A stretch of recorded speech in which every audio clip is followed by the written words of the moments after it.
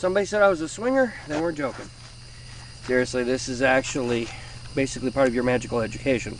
So, welcome to the RCOS series on occult principles and magic. This is part 2, some basic definitions. I'm going to be looking up and down at some sheets, so pardon this. I'll also block my ugly face out here and there with some pictures. Here we go. Let's start with the occult.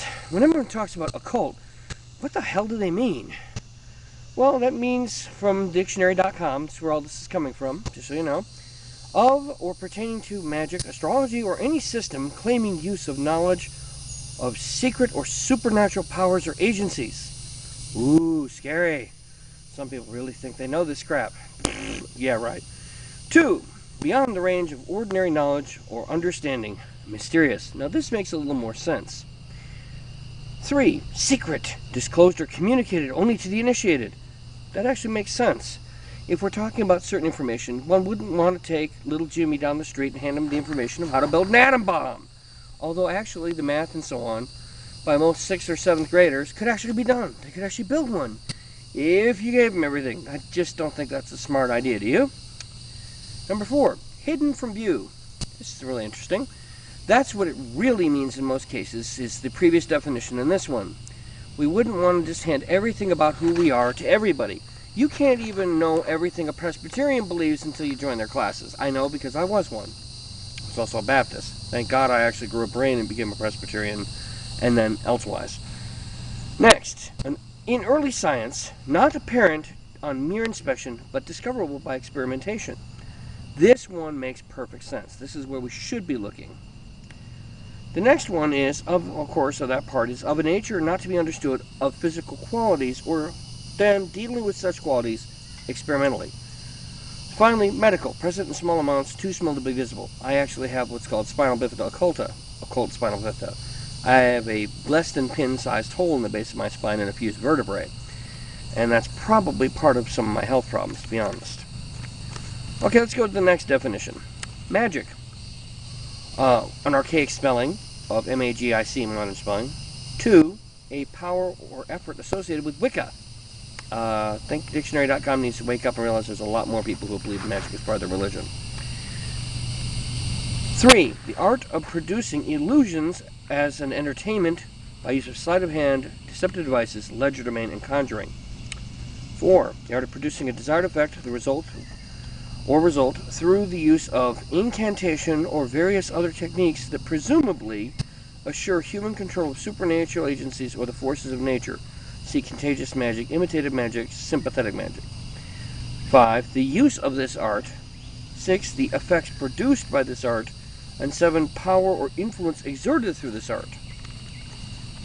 So magic basically we'll redefine later on, but that gives us a basic principle to work from. How about religion? Which is actually Latin, basically means to relink. A set of beliefs concerning the cause, nature, and purpose of the universe, especially when considered as the creation of a superhuman agency or agencies, usually involving devotional and ritual observances, and often containing a moral code governing the conduct of human affairs. That sounds about right. Makes sense. A specific fundamental set of beliefs and practices generally agreed upon by a number of persons or sects, such as the Christian religion, the Buddhist religion, a body of persons adhering to a particular set of beliefs and practices, the life or state of a monk, nun, etc., or the practice of religious beliefs, ritual observances, and faith. Let's move on to theology. We hear this a lot. Theology isn't necessarily just Christian. The field of study and analysis that treats of God and of God's attributes and relations to the universe, the study of divine things or religious truth, divinity. This is the important one. A particular form, system, or branch of this kind of study. So let's move on to dogma. Dogma is an official system of principles or tenets concerning faiths, morals, behavior, etc. of a church.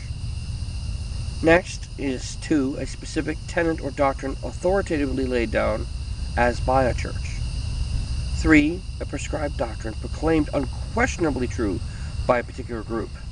4, a settled or established opinion, belief, or principle. So if you think that the toilet paper can only face one way, That's a dogma. Get used to it. And that is a real definition. Let's get on to some nitty-gritty here. Now, dictionary.com really has a lousy definition of Satanism. The worship of Satan, or the powers of evil. Yeah, worship my left nut, okay?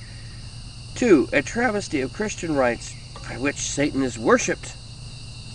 Okay, I'll wipe my ass the wrong direction. How's that sound? 3, diabolical or satanic disposition, behavior, or activity. Sounds like that's what I'm feeling right now after reading these definitions. Next one is deity. A god or goddess. A divine character of nature, especially that of a supreme being, divinity. 3, the state or rank of a god. 4, a person or thing revered as a god or goddess, such as Lady Gaga right now. 5, the deity or god or supreme being. Lastly, let's hit the 2 expressions that are most important. When we're talking theistic or deistic, there's a very big difference. Theistic is, or theism, is the belief in one God or creator, the ruler of the universe, without rejection of revelation, as opposed to deism, or the belief in the existence of God or gods. It's crucial. It means we believe there is a possibility of this deity revealing itself through supernatural revelation or agencies, angels, etc. Deism, on the other hand, says the belief in the existence of a God based on the evidence of reason and nature only, with the rejection of supernatural revelation. Now, note this. Deists include Benjamin Franklin and Thomas Jefferson. They were deists. Certain groups of people within the Unitarian Church are deists. They don't believe in divine revelation. They believe in reason revealing deity. That's a very nice thing. And lastly, a belief in a God who created the world but has since remained indifferent to it. That's deism, part 2. Now, what I want to point out to you is we call ourselves theistic, which means we believe that there is the potential for revelation, that there is the potential continuously for new dogma, new beliefs, and new systems. I'd like you to chew on those definitions. We're going to need them later on down the road. This is going to be part of what you need to understand. You need to watch these every now and then when you're combing through the other videos so that you can understand exactly what it is I was talking about. I appreciate you taking the time on this beautiful dusk. Thank you for listening and watching. Mike Noxaura saying, be blessed and may Satan guide you. Have an amazing day.